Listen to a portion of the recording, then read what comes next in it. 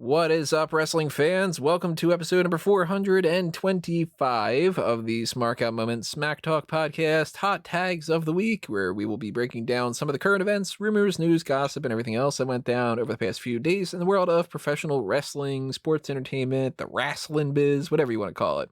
I'm your host, as always, Tony Mango, and joining me, as always, is Robert DeFelice.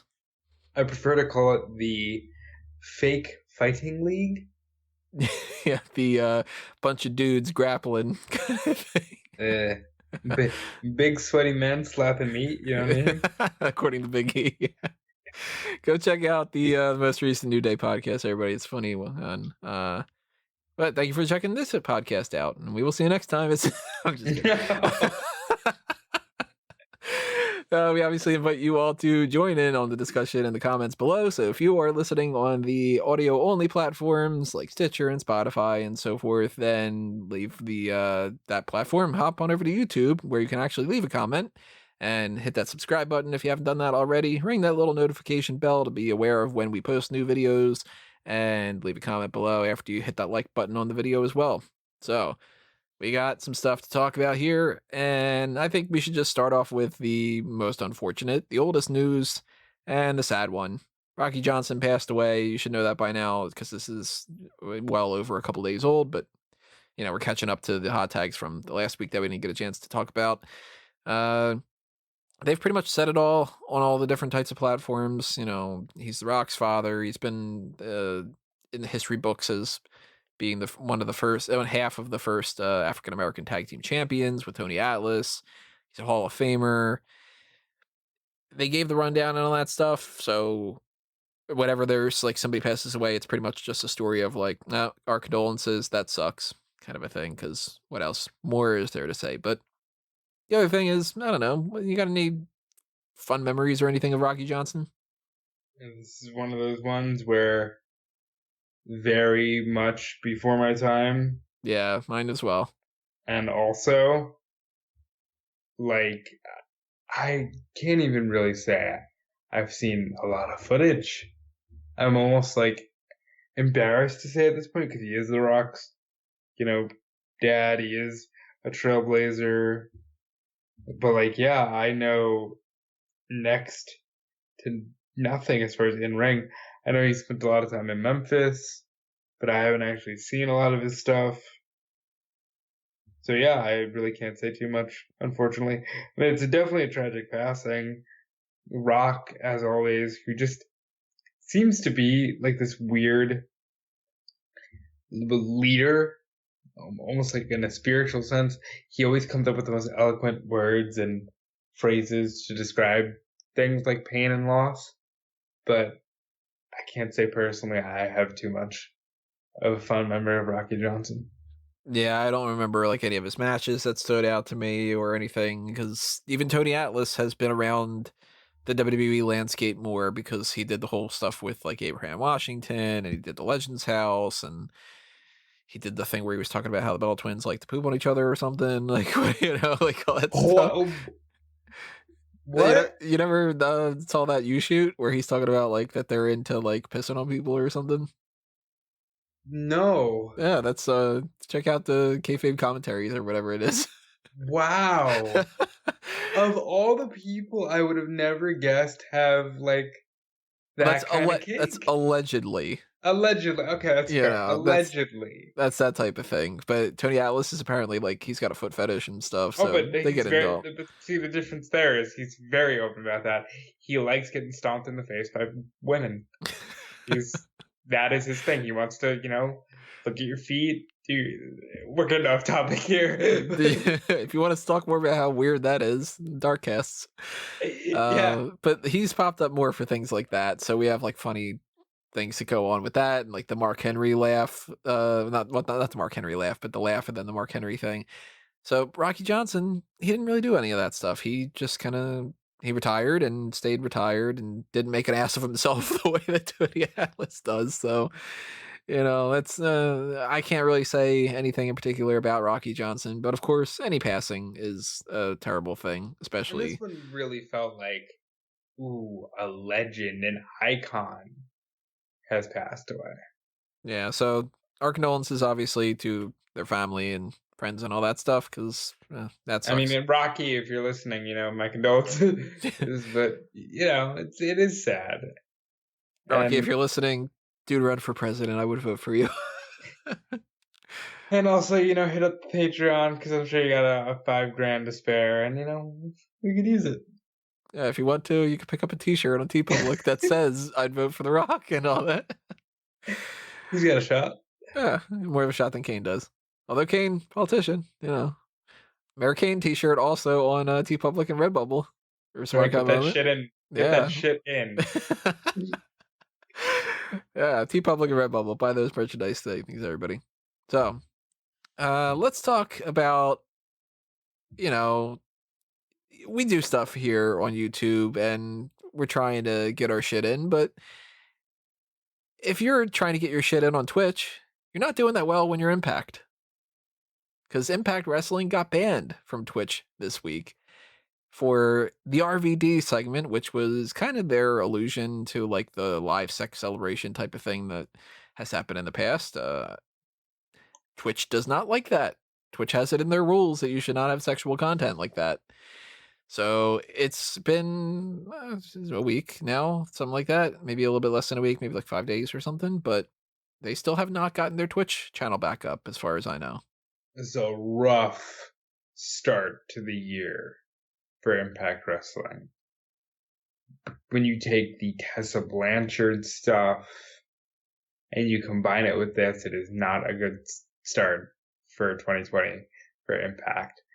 With that being said, heel RVD, even though I don't think he should have squashed Brian Cage and Daga at the pay-per-view last week, is one of the funnest things on television right now.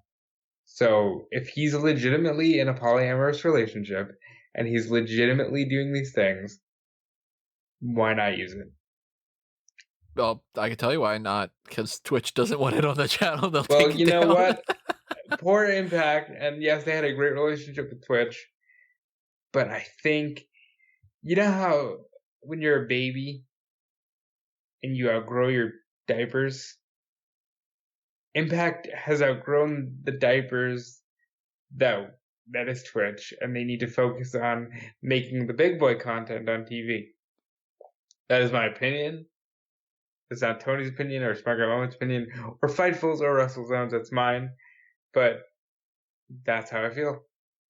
Well, I never understood the idea of Twitch being like a sustainable resource They were for that on the kind of Pursuit stuff. channel. That's true. But still, like Twitch No. is the type of thing that like I'm not saying the Pursuit's better, but Twitch itself, if you're a TV show, because I mean they used to be on Spike. Right. And for you to go, well, now we're on Twitch, anybody's got to look at that as being like, all right, well, your company's not doing the way that it was. No, because here's the thing. They went from Spike To to 15 Destination other America. things, yeah. And Destination America was like, weird, but okay, they got this cool block with Ring of Honor. And then they went to the TV Guide rebranded Pop Network. Yeah. And it was like, oh. And then they went to the fucking Pursuit channel. And everybody went, I've never heard of this. I don't have it. So by the time they had a pay-per-view in January of last year, they had to go. And guess what, everybody? We heard you, so now you have no excuse. We're on Twitch. They're on Access now. They have a better deal. Focus on making TV content. Yeah, because Twitch is not the type of thing that you can really look at as being like, well, now we're a TV show and we've got this TV channel. It's not a TV channel. It is a completely different market nowadays than what it was 10, 15, 20 years ago. And now we do have streaming things, and Twitch is a big, big platform for certain things, but Twitch is a platform for people to stream video games and to do things like, they have their own like little cooking thing or, podcasty type of stuff. Even I don't want to look too much into the Twitch thing. I've thought about it, and it's a possibility to get into down the line, but in 2016, for some reason, it became a big platform for pro wrestling. Like, everybody was trying their hand on Twitch. And, I think AAA is the most successful promotion that runs stuff on Twitch in English. And I guess Impact tried their hand, and it worked to a degree. Like, they would just show random classic episodes. By the way, if you have a smart TV and you have the Pluto TV app, Impact Wrestling does have a channel there. You can catch like random fucking Asylum episodes or like the best of Sting, and sometimes that shit is fun to pop on and just like, oh man, TNA was really good, you know? Because you do have those moments. But Impact, where they are now, they don't need to focus on Twitch. So I'm going to call it a blessing in disguise. You know how I feel with merging things, and that there shouldn't be 100 different types of ways for you to get the different types of content and stuff. The only reason why you can find Smark Out Moment on not just YouTube, but iTunes and Stitcher and Spotify and Google Play and Anchor and all those different things is because they don't take away from each other all that much. Like, it's pretty much everything that's on the audio only stuff is all lumped in together as the same metrics. And then YouTube's different. So there's two ways. But yeah, I'll post my stuff on smarkamoment.com, but it's the YouTube thing. And I'll post it on eWrestling News, but it's the same YouTube thing. And for them to want to be like on Twitch and on, what is it, Pluto? I don't even heard of that. Pluto, yeah. Yeah, so like... So if you have like a smart TV, sometimes they'll be like, and you don't even need cable, free TV included. They're giving you Pluto. Huh. That too. Like, we're at a time frame right now, and I don't know, maybe we'll talk about this more on like a Darkcast or something, but the bubble is going to burst. It's so just fucking big. And it's the type of thing that like it's going to burst quicker than what it normally would, because it's bursting now because people are already done. Well, look at like VHS tapes were around for so many years, and eventually we got the technology for DVDs, and DVDs were around for so many years, and DVDs are still going, because when they created HD DVDs and Blu-rays, people were like, this is just the same, it's just slightly better quality, I'm not going to buy a Blu-ray player for that. And it was right around when we started to do things like Netflix and stuff, so it became like they skipped the generation of the Blu-rays, essentially. I don't know many people that buy Blu-rays. I feel like I know a few people that are like, no, I gotta get the Blu-ray. Now I don't know almost anybody that does, except for somebody like... now I don't know anybody that wants physical media. I still see an appreciation for some of that stuff, but I haven't bought a Blu-ray in years, because I'm like, all right, the only reason that I would really want a Blu-ray is for the special features, and if the special features aren't good, why would I buy it, you know? And you watch it once and you're done.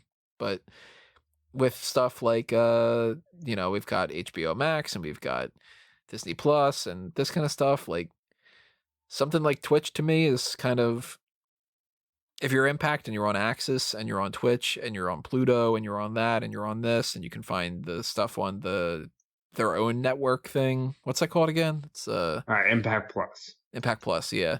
So I flirt with that one. Like, right now, I'm considering resubscribing, because again, there are moments where you just go, you know what? I really feel like just watching TNA from when I was a teenager, and it was the true alternative.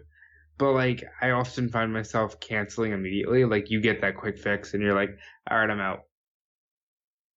Because it's not the network.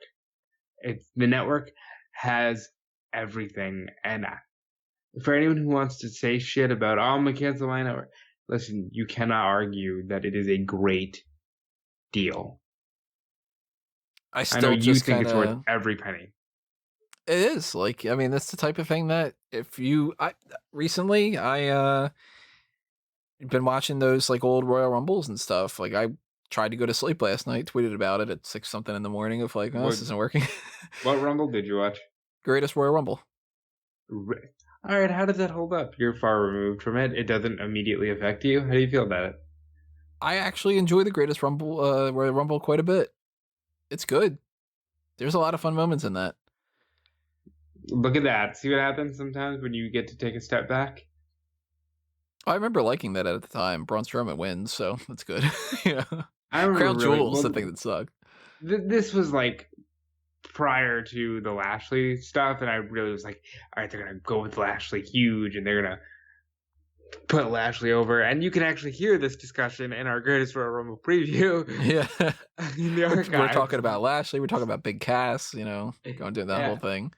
None of us saying anything about Hiroki Sumi because we didn't know that guy. It's that sumo wrestler that pops up in there for a couple seconds. Was Ho Ho Loon in that one too? No, Ho Ho Loon was not a part of it. Babatunde was, and he's big. Babatunde was, yeah, he's big, and a lot of other people in that were not. Yeah, I remember that. The one takeaway I had of that was like, Brian just came back a week ago. Yeah, and you fuckers are throwing him in an hour long. Yeah, an hour and 15 minutes long. Crazy. But yeah, so Impact getting banned from Twitch, it's not a good thing for Impact at all, but it's not going to kill the brand. They've got the Axis stuff, so that's fine. You mentioned HBO Max, and this one isn't on your list, but I'm going to transition here. AEW gets renewed through 2023. Cool. With the caveat being they're going to get a second show that can be on any of the Warner platforms. It's already been reported by The Wrap that it's just going to be Dark transitioning and moving over to TNT. Okay, that's what I was going to ask you about, because I'm seeing contradictory things. I've been seeing it's a different show. I've been seeing that it's dark. I'm seeing that it is dark, but they're also going to have something on the YouTube channel, which I'm like, well, isn't that just dark then? Like, well, the quote from the Warner Media source said, "We're looking into repackaging the Dark brand, and we still want to have stuff on YouTube, obviously, to bridge the gap, but not the whole. We're not going to give you the whole show." So I would assume with that wording, if they're quote unquote repackaging Dark, I would guess that they're going to record matches before and after the way that they've been doing it, and that's going to air as that show, but they don't want to call it AEW Dark because it's not dark matches anymore at that point, because it is being taped ahead of time. Yet they'll probably do Dark as maybe like the studio thing and put that on YouTube. How they have, for some reason, they've been on this trend recently where it's Tony Schiavone hitting on Dasha, and that's basically all that they do. Which is fine. Like, I'm probably in my own world here, but I think Schiavone is the best of like the prior generation commentators that's still going, because you got him, Ross, and Lawler.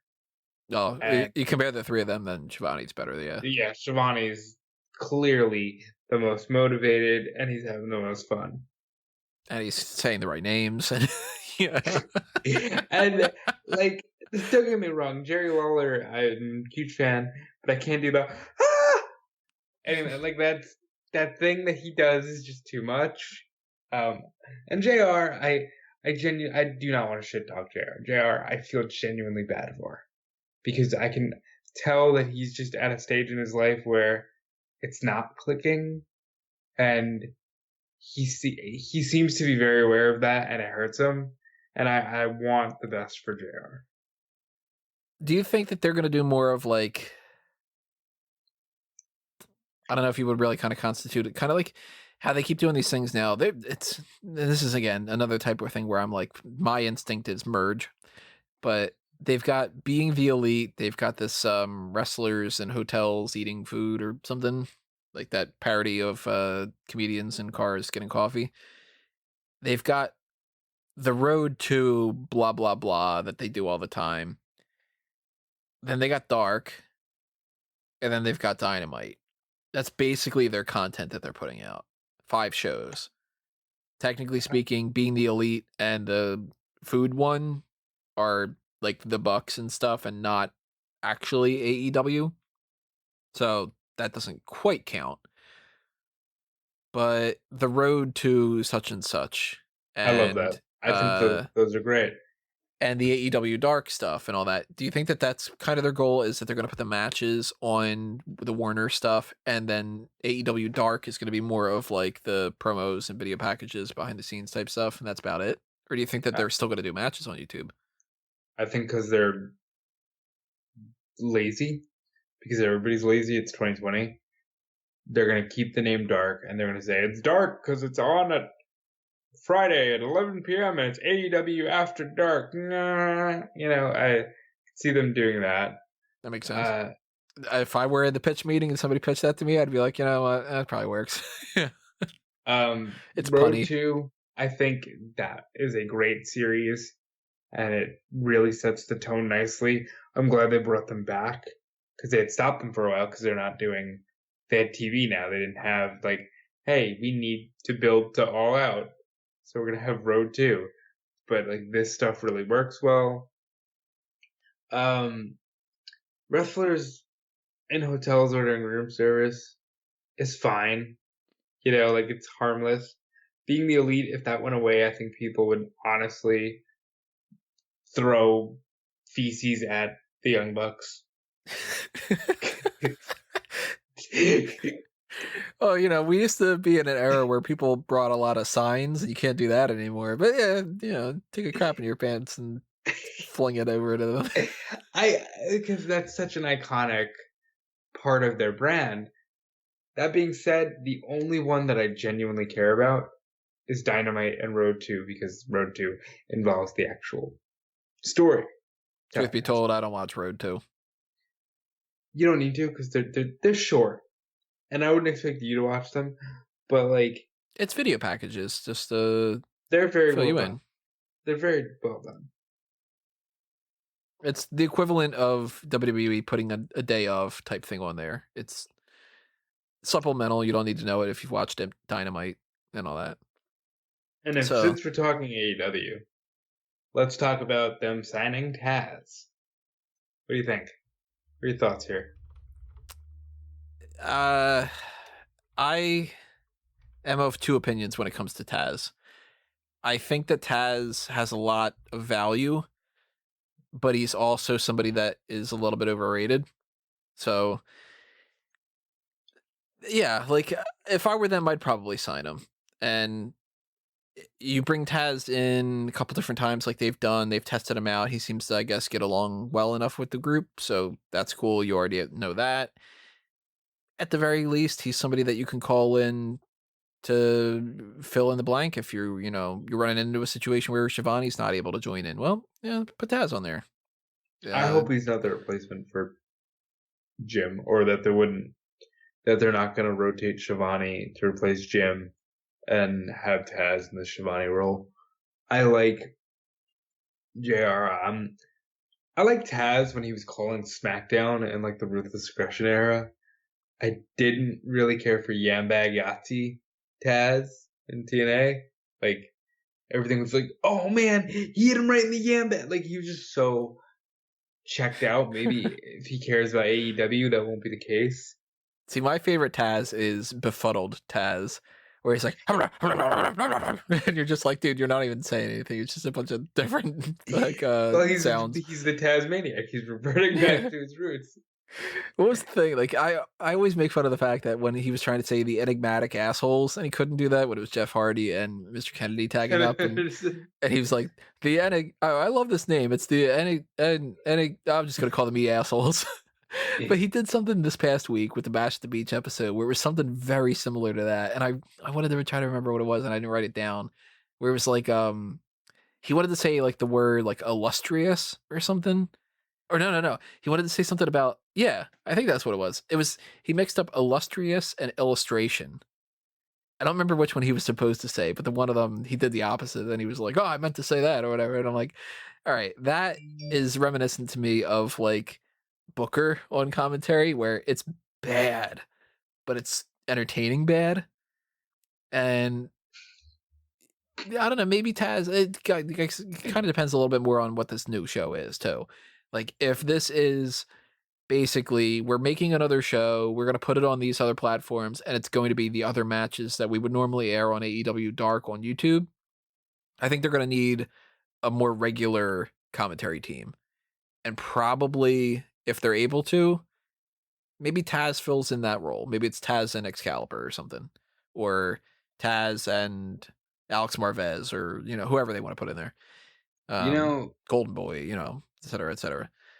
But there's But also that rumor about Taz being the on-screen matchmaker. like a general manager type? Yeah. That could be the case. See, and I like that idea. I like that idea for that role being in AEW. I just don't think Taz is the guy. AEW is in a weird situation where we know these people have, Cody and Brandy and all them, they have control over it. And for that, it's sort of like, well, why isn't he just making that MJF match? And if they're all cool with each other, Cody's hanging out with Tony Khan at New Year's Eve and stuff. And it's like, all right, well, if it all comes down to Tony Khan makes the matches, why isn't Tony Khan being a bro and giving him like, okay, there's your match with MJF because they're pals, Because it's so like, oh, but it's all work, and it's a work, and just play along. Yeah, so if they bring in somebody as like the figurehead Jack Tunney type of role, that could make a difference, and that could be like the suspension of disbelief sort of thing. But yeah, honest to God, if Jack Tunney had children or grandchildren, I would seek those people out and be like, I think that'd be good. You gotta seek out Gorilla Monsoon's kids and do all that. Oh, will you be serious? Yeah, President Monsoon transitions over with all that the way that they've done with the other things. Get Heenan's kid to be like the other one that does the opposite brand and kind of play around with that. Yeah, I don't know. Taz as a commentator, he's got value to him, so I totally understand it. The idea of them doing a new show, have they said where that's gonna go yet? It's just Warner at some point. Report, it's just gonna be on TNT still. Until I see otherwise, I'm saying that legendary 6:05 on Saturday night on TBS, because Cody is obsessed with, paying homage to that time. And I'm saying if they don't get it, they at least talked about it. Cody at least asked, can I get 6:05 on Saturday on TBS? Because TBS, I mean, that was... And they're like, no, Cody, our slogan is very funny. It's like, that's fine, we'll give you humor. Could we put being the elite on at 6:05 on Saturday on TBS? It's like, what do you mean you want some humor? Chris Statlander is booping the nose of Orange Cassidy. Orange Cassidy's humor. He's also seriously the best person on the roster. So. Yeah, I mean, who knows what happens with Dark, if they call it Dark, if they switch the name up, if they keep Dark, but they switch it to something else on the YouTube channel or whatever. I mean... hopefully they shed some light on Dark pretty soon. Yeah. If I were them and I had been approached about this idea of bringing this other show in and getting more money from TNT and Turner and all that, I'd get rid of the YouTube thing, because YouTube's not going to make you as much money as that TV deal is. So worst case scenario, you get rid of that on YouTube and you don't have it on YouTube. Fair. But maybe they'll figure out something else. Maybe that'll be something that's matches. Maybe it's something that isn't. We'll find out. We'll let you know. We'll watch it. We'll see what happens. As far as other contracts, Kalisto has apparently signed a multi-year contract extension with WWE. And that goes in contrary to everything that he had been saying for the past couple of months. So he and Grand Metalik had both tweeted stuff out that was saying that they weren't interested. Yeah, they were talking about how they're free agents in 10 months, and this was however many months ago. Grand Metalik had done that whole thing where he was like, hey, so where should I go after I leave WWE? Should I go to AAA? Should I go CMLL? That kind of thing. So he might still leave. But if this is all true, which Sheet and Ink and other places have been reporting about it, so I guess it is true. I guess we'll find out on WWE Backstage where Ryan Satin will come in and go, hey, everybody, remember I'm here? I do contract things. All right, see you later, everybody. Well, it'd be cool if in this case he could just be like, yeah, as I exclusively broke on my freaking website, right. Kalisto signed. Yeah, that'd be so much better. I don't know why they're not giving him more to do, but they gotta This is have cool. I time for that stupid the promo class. promo school and the psychiatrist bit. You know, you gotta waste your time with that stuff. And the every week part of the show where people go, "Oh," when you're just repeating what people are saying on social media Did and saying, Ember "Hey, Moon fuck you." replace Paige? No, I don't think that they have like Renee Young's there all the time. Booker's there all the time. Christian, Paige, Ember Moon, all the people that are just like available here and there, CM Punk. I think it's just sort of like a rotating duo. Why did you get Southern all of a sudden when you said available? You're all the people that are available. All the Like people that are available, you know, just spitting in the wind and they're just, you know, they do doing things their differently thing. in the state of Tennessee. Well, by that rationale, Kalisto, he's going to be in here for a couple more years. We're going to see him doing his stuff. And God, if I did a whole fucking podcast like that. I think you would quit podcasting after that. Still want to do my my silent radio hour type of show of being we're all going to do it. We're gonna do like this jazz smooth radio, jazz, yeah. and it's coming to you sooner, I think, than you would even imagine. Well, But if you want us to do one of those things in the future, remember, you can always donate to the Patreon for special episodes of different things, because the Patreon is where we do a lot of different weird things. We've got Patreon exclusive episodes called the Darkcast. Speaking of AEW Dark, a little bit of fun on that side. And you can get access to that for $10 a month. Now, if you want a little more, there's the Pick Your Poison tier. And the Pick Your Poison tier is suddenly getting a little southern there. So Pick Your Poison tier is where you can donate to have us do some specific gimmicks and stuff. So we had recently done the fan tracks or fan ounce table. That's the name of it. I could keep my gimmicks straight.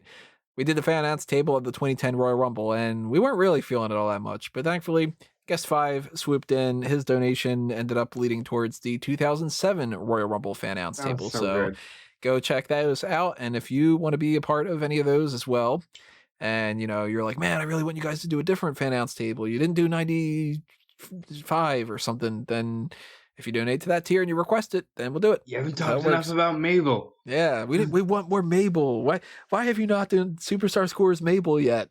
Well, you know, special episode 100 of that. I don't know. But why is it that every time I leave you, I just want to watch Mabel? Like it's better to watch Mabel than Bam Neely. Or Eric Escobar, Ricky Ortiz. As far as Kalisto, I think it was in Sasha Banks' contract that she had to be on the same brand as Bayley, and you had to throw however much money at Kalisto he wanted so she could have a friend. There's that, and then there's like the next time that he got injured thing. The next time Xavier Woods does the contract, he'll be like, no, I want Tyler Breeze on my show this time. Oh yeah, that was so sad and funny. But it was just like, no, like I'm losing Breeze. They're taking all my people.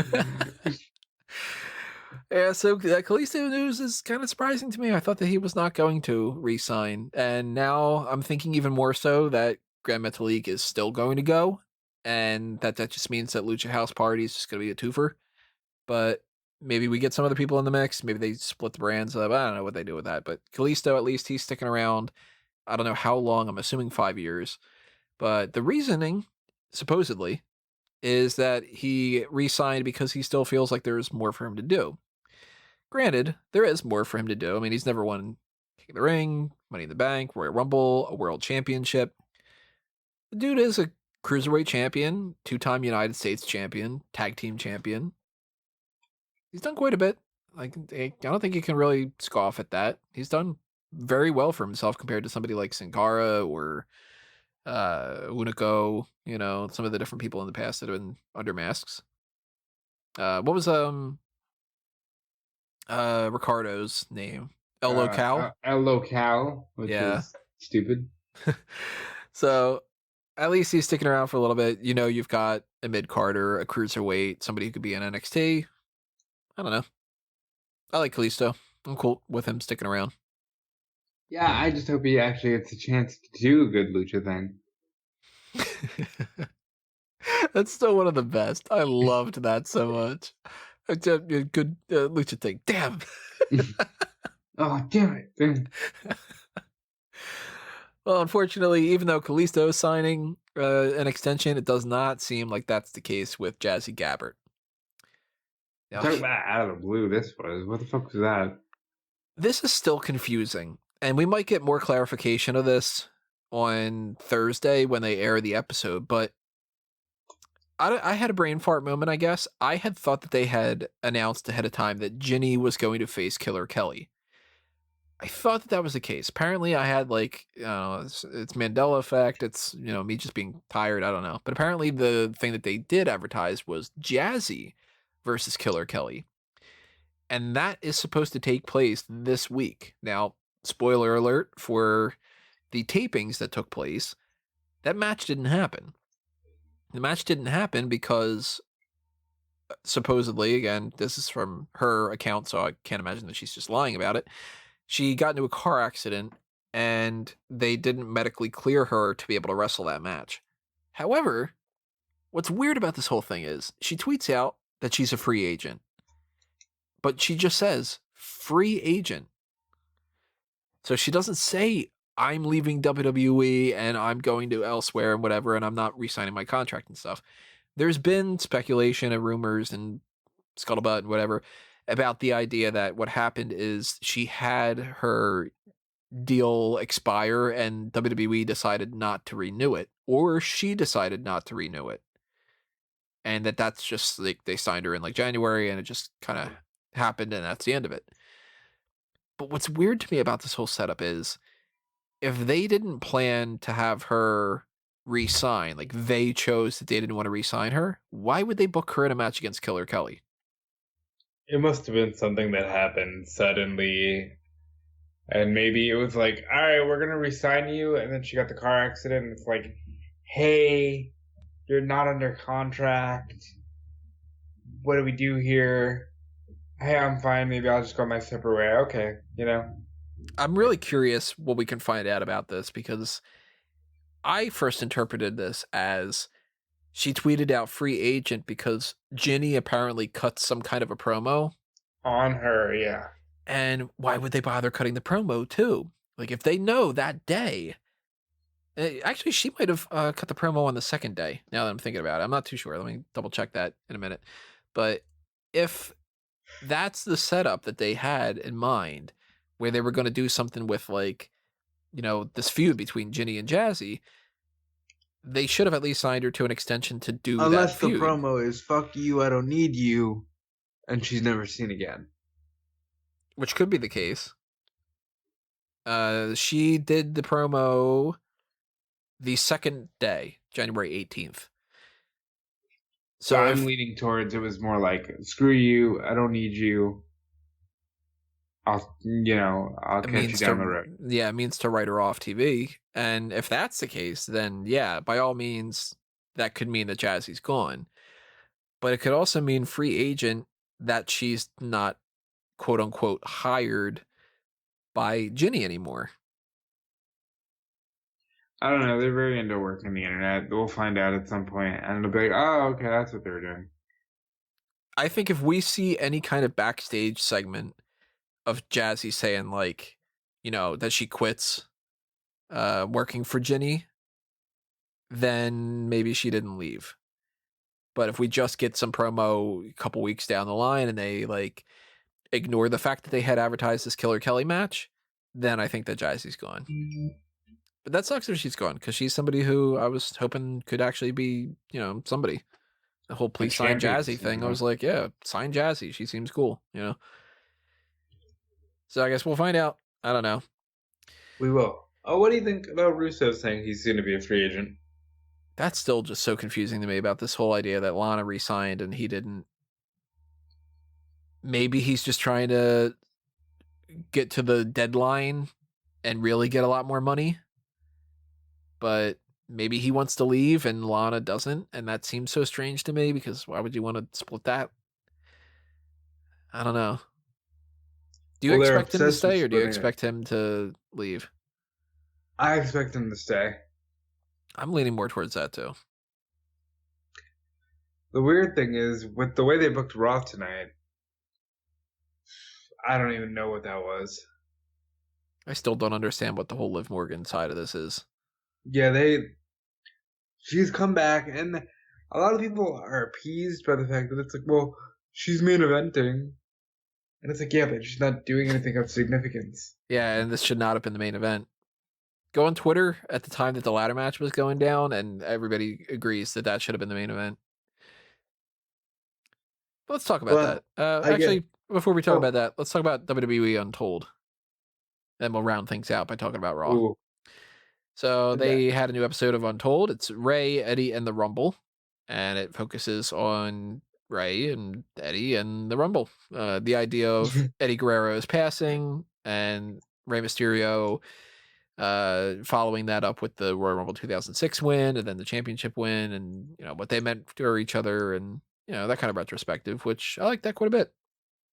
Watch this special. This is what I bought the network for. Watch this. This is great. You get behind the scenes stuff of Eddie, which might have been for his Cheating Death Stealing Life documentary, being interviewed by Paul Heyman of all people. With the final question being, and what do you think people will remember about Rey Mysterio? You get stories of Ray basically saying that Halloween Havoc classic almost didn't happen because Ray almost walked out of the company because Eric Bischoff wanted him to lose his mask. You get stuff like Dominic talking about the custody thing and how he didn't want to do it because he doesn't like cameras, but then he thought, money can buy me toys. Yeah, and he kept getting Twizzlers. I love that. And then you just get like the sheer fucking. He kind of alludes to this too, he being Ray, that, you've more than made peace with the fact that he's gone. But then you bring up this stuff and you just, like, immediately you get emotional. Like, all of a sudden I found myself. If somebody posted it, oh, if you can watch that without legitimately tearing up, then you're a liar. And I was like, yeah, how many times have I not heard, oh, Eddie's, so sad, and Eddie's death is so sad, and we miss him so much. I thought I could handle that. But hearing Ray be like, yeah, I wanted to see his body before they took him off. I was like, that's so fucking intense. Can you imagine being like, I need to see my friend's body. Yeah. Please don't take him out of the hotel room. I need to see his body. Like, that's really fucking heavy. And I know we fuck around a lot. I'm not being funny when I say I did not realize at the time how enhanced Eddie Guerrero's appearance was by the end. He was bulging with vascularity and muscles. I was like, okay, that is not Eddie Guerrero. When I think of Eddie, that is not what I think of. Yeah, but it makes sense. He's on, the higher platform. Vince McMahon always likes bigger guys. He's got that pressure, and that sucks. It sucks a lot. I didn't know that he never visited the grave. That surprised That's me. Yeah, that it took him until 2019 to actually visit the grave. That was like, I would have thought that would have been like, a year later at most or something. But then everybody agrees in different ways and stuff too. That's another thing. I thought this was one of the best network specials of all time. Yeah, very good. Definitely see it. Definitely don't skip it. We got a lot more that are coming this week later on. We got like a Chronicle, we got a 24 special. So there's gonna be kind of fun. Chronicles Morrison, who's on 24? I think it's Mania, Mm, if I remember correctly. that'll be fun. And I usually like those quite a bit. So I obviously expect to do those on the hot tags next week, and anything else that pops up, we'll add that in there. But let's round this out with a review of Monday Night Raw. Yeah, we've been doing that quite a bit lately. So we start off the episode with promo, as we normally do. You got to eat up 10, 15 minutes. Blah, blah, blah. Now, does Rollins name the group? Nope. Okay. Still don't have a name yet. Keeps referring to everybody as his disciples, but I guess they just are not figuring out a tag team name yet, or some kind of a faction, like, stamp of approval for any kind of names. But that's just a standard, promo, people come out, they fight. And we're setting up later that we're going to get a Raw tag team title situation, and we'll talk about that in a minute. But then we had our ladder match. Andrade beats Rey Mysterio to retain the title. Lots of interference from Zelina Vega. Lots of dangerous spots throughout Holy this. shit. We cannot skip over this. Like, this was very scary at very several places. Multiple times it was like, if they were slightly off, that would have been a big problem. Like, Ray tried to do the sunset flip powerbomb, but let him go. And, like, they both just go crashing in this awkward way. Yeah. Ray, again, must have thought he was in the ring with Eddie in Las Vegas in 97, because the dude was dangling from the apparatus that holds the belt and tried to drop down on him and do a hurricanrana. Like, that, I've never seen Jeff Hardy in his prime do that shit. So kudos to Ray for trying. But that fell apart sloppily. The hammerlock DDT through the ladder, which is just, ugh. Lots of just cringeworthy spots, but like really fun shit. And Andrade retains, and Humberto Carrillo returns to the legendary. Yeah, attack him and make me go, shit, because I don't care. And if they're going to try to build this whole thing up of like, Carrillo's back and he's going to take that title from Andrade. Well, he challenged him for the Rumble already. I didn't even know that was a thing. I must have blocked that out. What's the matter, Tony? That's just so blah. Well, you don't like Humberto Carrillo? He's not your guy? Not my guy. Yeah, he's not my guy. I'm gonna call him Ricardo Maivia until he shows me something different. Some personality. Yeah. Yeah, I'm just not into that. I've mentioned it before. You know what pissed me off is I thought it was fucking Dominic.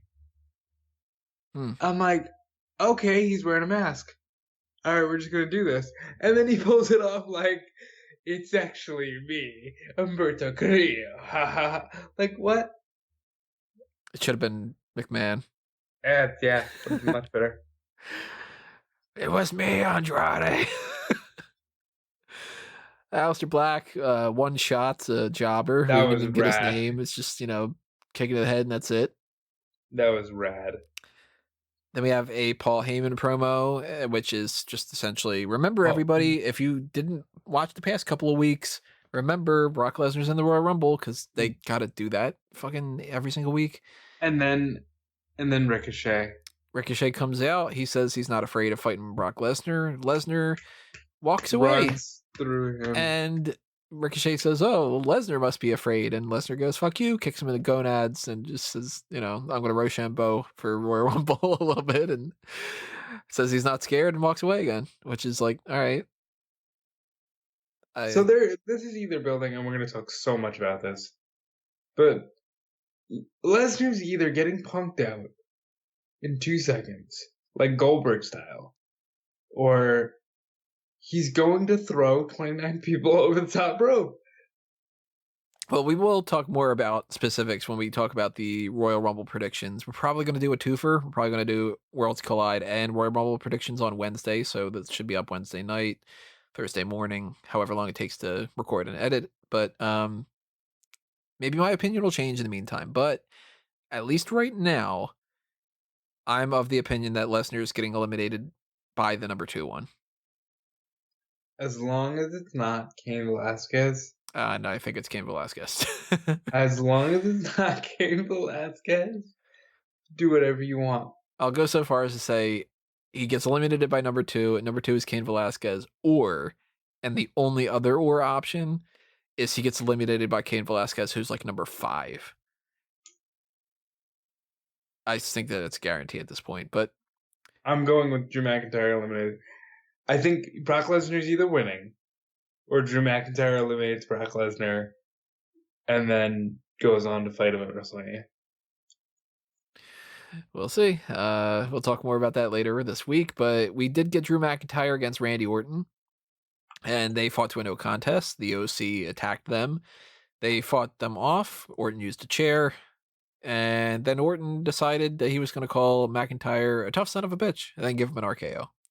McIntyre grabbed a mic afterward, and he, short end of this whole thing is he said, yep, all right, I underestimated that you'd hit me with an RKO, but fuck you, I'm going to kick your head off at the Royal Rumble and win. So, interesting, because they're both kind of baby faces. They're both kind of tough, kind of like mean but not healed type kind of characters, and they've been alluding to this whole idea of those two of them against each other for a couple weeks now, and they sort of took a different direction, and now I'm just confused. I don't know where they're going with any of this. The promo that he cut made me think, all right, you're fighting Lesnar. I don't know what they're going to do with guys like Owens, but McIntyre, Lesnar, or I'll throw this black sheep out there, no pun intended. It's either McIntyre, Lesnar, or I'm going to go Aleister Black, Brock Lesnar. I'm not going to at all think that that's the case. But because you just don't know. How do you know number 2 is not Dio Madden and Dio Madden doesn't go out? You laugh, but I'd laugh. I'd like it if Dio Madden came out and did that. Dio Madden's tall. I could see him standing up to Lesnar. Not gonna happen, but I don't know if they're gonna go Orton McIntyre at Mania, like I had originally thought, and then I thought, okay, well, they're not going in this direction. I don't know if they're going Orton and McIntyre and Edge against the OC. I don't know if they're, there's by the end of Royal Rumble, I think we're going to be in a situation where we're going to have to change our perception about Mania for quite a bit of things. I don't know, though. At least for this segment, though, McIntyre and Orton both look pretty strong. They're clearly still feuding with the OC, so something's all going to happen there. Becky Lynch beat Kairi Sane by submission. That means Kairi's back in action, which is good. And Asuka attacked Becky Lynch after the match, so that's just, standard operating procedure. I'm going to beat you at the Royal Rumble, blah, blah, blah. Hold on, let's talk about Sarah Shriver being like getting a little mean gene on her, being like, is this really the kind of person you want to be? Hiding behind Mist and other people. I thought that was really different. Do you know what Asuka said in return? No. She Yeah, she fucking said easy peasy. That came out of her mouth. Then we had the most eventful part of the night. New tag team champions are crowned. Viking Raiders lose to not AOP. They lose to Rollins and Murphy. And my immediate thought was, and I might be wrong, I don't know, this isn't like, some backstage report says whatever. But my thoughts are they gave the belts to Rollins and Murphy so that Rollins and Murphy could lose them to the Viking Raiders in February. And the Viking Raiders can continue to feud with this stable and fight AOP at WrestleMania. And that they just didn't want to do AOP winning the titles now because how do you stretch it out for 4 months? But that's still stupid. I didn't say it was a great idea. I'm just saying I'm pretty sure that that's where they're going. Because I can't see Rollins and Murphy being the tag team champions going into Mania unless they've got a tag team lined up that they really specifically want to feud with them. But that just seems strange. So if Rollins and Murphy hold the titles and they lose them at the Saudi Arabia show, that could happen. Granted, the Saudi Arabia show, we don't know if it's the 20th of February or the 27th. Seems like it's the 27th.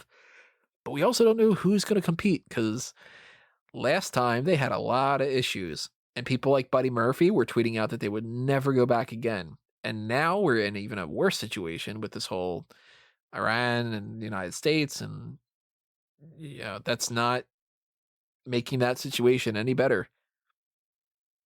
So if Rollins and Murphy and Viking Raiders and all these people that could potentially be a part of that card do go, then yeah, they could very easily have the Viking Raiders beat them for the titles in Saudi Arabia. And then AOP keeps attacking them, and you set up the idea that AOP is fighting them for the belts of Mania. But I don't know. I was surprised that this happened. I was very surprised. They gave them every out in the world to just do a run-in situation, but no. Also, it seems like Big Show just is not a part of this anymore. What do you mean? You mean that Big Show showed up in my way again? No. Street Profits had a Weekend Update parody. They had a pretty decent joke that I think then ended up falling flat afterward. But the decent joke was the idea that everybody keeps doing these reboots in Hollywood now, and then they showed The Miz and Morrison teaming up again. And if they would have left it at that, it would have been funny. And then they kind of, oh, look at that. That's whatever. Oh, man. Well, that changes this. I'm like, you killed the joke. Well, let's talk about it. Let's talk about Otis. A video package of Otis with Val Venus and his theme song in the background. I mean, I couldn't even tell that there was a difference. It's clearly the next Val Venus. I mean, he is... What a stud, am I right? I love that GIF that's going around. That was like, as soon as it happened on SmackDown, it was like, that's a GIF.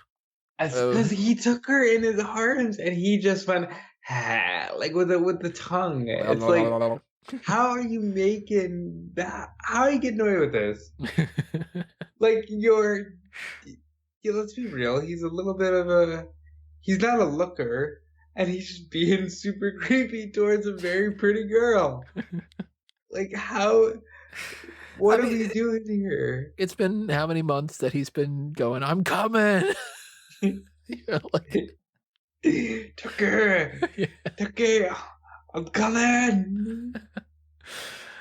I feel like this was originally designed for Bliss, and Bliss probably turned it down. No, because he's been flirting with Mandy since NXT. Oh, that's fair.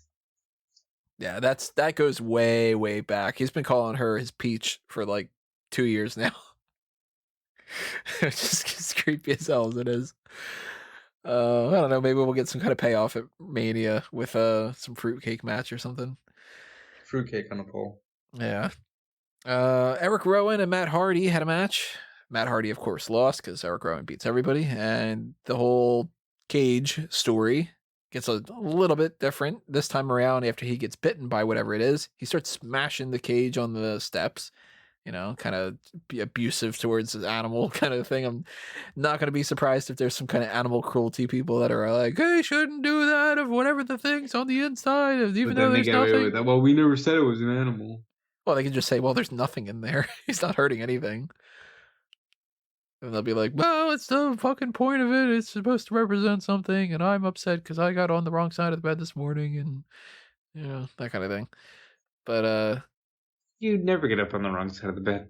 You got to get up on the bed. Yeah, exactly. Still don't know exactly what's in that cage, but at least Eric Rowan's fighting back, I guess. I don't know. If it's a fucking puppy, they can never show him actually hurting that because that would be horrendous. I can't believe that your pulse is just sitting there in that cage. Well, if that was the case, it would be dead. The thing in the cage. No, I think you've got enough vigor in you that it's probably just loose biting people. Owens and Joe and Rollins are declared for the Royal Rumble. Right now, WWE has only confirmed, well, they've 22 men and 4 women. And 4 women. What the hell? 4. Yeah, SmackDown's going to be obnoxious. They're just going to go, I'm in, and I'm in, and I'm in, and I'm in. I mean, like, if you look at the rosters and you look at the promotional material, like, it's obvious that, like, Mandy Rose is going to be in and Sonya Deville is going to be in, and there's no reason why Liv Morgan wouldn't be in, and there's no reason why anybody who can wrestle wouldn't be in there. But it's still so weird that they're only at 4. Like, why has there not been any instance of, like, Sasha or yeah, I can understand not saying that, like, Tamina is coming back and making a big deal out of it, and I can understand not saying that Ronda Rousey's back, and that's like, you spoiled a surprise, or, but, like, Naomi couldn't come back and say she's in it, or Natalia couldn't say that she's in it. I kind of feel like not Natty, but Naomi will be number 1. And they'll do that, oh my, she's back. Ah! By the way, how tall is Vic Joseph? I think Lawler's just older and has shrunk. Maybe, because, I mean, Joseph's like a foot and a half taller than him at this point. Yeah, Lawler's just gotten older. We had a backstage segment with Mojo Rawley clarifying that he is not going to be the same type of 24/7 champion as all the other ones. This was so good. He is not going to flee, run around like everybody else does, and the Singh brothers try to win the title from him, and I think it was Sunil that was underneath him trying to roll him up, and Mojo's just sort of like, no, picks him up, throws him into the chest that's there, and walks away. It's like, wow, Mojo Rawley's got a little badass side to him that we just didn't know. And this is exactly the type of spot that we've been saying would have been good for like a Braun Strowman type. Yeah, I'm glad that he's getting a chance to shine. I didn't know that, the 24/7 title was ever going to get to that point. So I'm glad. We'll see if it actually lasts, though. Wouldn't shock me at all if the title changes hands at the Royal Rumble. Boy, you just got to speak that shit into existence. Well, then there you go. I am putting it out there. The 24/7 title will change hands during the Royal Rumble. Tony. I'll go so far as to say I wouldn't be shocked if it changed hands twice. I'll go so far as to say no, you're wrong. What's the over-under, everybody? Leave a comment below. And we got our main event, which is the thing that everybody's most excited about. The mixed tag team match. Bobby Lashley and Lana, who cut a promo ahead of time that sucked. Not surprised at all with that one. Against Liv Morgan and Rusev. And why was this 5 minutes long? Why are they doing this thing where we're going back in time 10 years, if not 15, and experimenting with, hey, imagine if the Divas and the Diva segments headlined Raw? It's just stupid every week. I hate it. I didn't like this match. I didn't think it did anything for anybody. Not a fan. Terrible way to end Raw before Mania. Before the Rumble. God, if they're still doing this before Mania. Wouldn't shock me. For some reason, not. They seem to think that this is like a gold mine, and I just cannot stand it. So, yeah, that was Monday Night Raw, and there's the hot tags. So, all right. Thank you for listening to this, everybody. We have a couple more plugs to talk about. Rob? I have Dude Felice on Twitter and Instagram. I have Fightful.com. Check out Fightful Select. Sean Ross Sapp works very hard. I would check out WrestleZone.com and the WrestleZone Daily. And we're doing that fast food Royal Yumble again. And if you want to, check out WZD on TeePublic. There is a t-shirt there with a poster design, and all the proceeds go to the Australian wildfires because, we should do some good in the world, guys. That's it for me. And I've mentioned before, obviously, there's the merchandise shops, the TeePublic and Redbubble. There's the Patreon, but there's also fanboysanonymous.com. That's got a Patreon, and that's got a merch shop for both TeePublic and Redbubble, but it's just fanboysanonymous.com in general. Go ahead and check out that site for geek culture topics, movie reviews, and such. I have no idea what the next thing is that I have planned for that, because I had originally planned on seeing 1917 and maybe doing a movie review of that, and it's been a while and that's been out and I just haven't gotten a chance to see it. So I don't think that that's going to be the case. I don't know if I'm going to try to write up any kind of like Oscars predictions before the Oscars happen. I usually try to, but I just haven't watched a lot of these movies yet, so I can't really chime in all that much. I'm going to try to watch some of them and get around to that when I can, but Royal Rumble week is kind of killing it. They have a short award season this year, and that's usually like by the end of the February, I've gotten time to do it. Now it's just sort of like, all right, well, let's just cut the 3 weeks out of the schedule. Oh, crap. Well, 3 weeks makes it to where I can't really, have a lot of wiggle room. But if anything does happen, it'll be happening over on fanboysanonymous.com. And if you want to see more from that, then hit up the Patreon and, donate to that. There is plenty of stuff happening on smarkoutmoment.com that is not related to Smack Talk. So if you just keep checking smarkoutmoment.com and the Facebook and Twitter at smarkoutmoment, then every post that pops up, you will be aware of that. There is also the fact that we've got the mailbag coming up next week. This is going to be Q1, and we won't do another one until around WrestleMania, either going to be right before it or after it. Not entirely sure yet. So get those mailbag questions in now, because you won't get a chance for another couple months. And the next time you guys are going to be hearing from us is going to be the Worlds Collide predictions and the Royal Rumble 2020 predictions. Then, of course, at the end of the week on Saturday and Sunday, when those events happen, we will do the post shows for that. Maybe we'll do a dark cast in the meantime if there's time. I don't know. Don't want to promise anything yet, but you can't find the dark casts anywhere but Patreon anyway. So if you are donating to that tier, then you can check out the one we already did. And who knows if there's more. But that's all happening all over the place. So just stay tuned and follow all the different stuff under a mango tree, and you will see when things happen. So yeah, drop your comments below. Tell us your thoughts on these hot tags and anything else. And we will see you next time, everybody. This has been another Smark Out moment, and we're being counted out.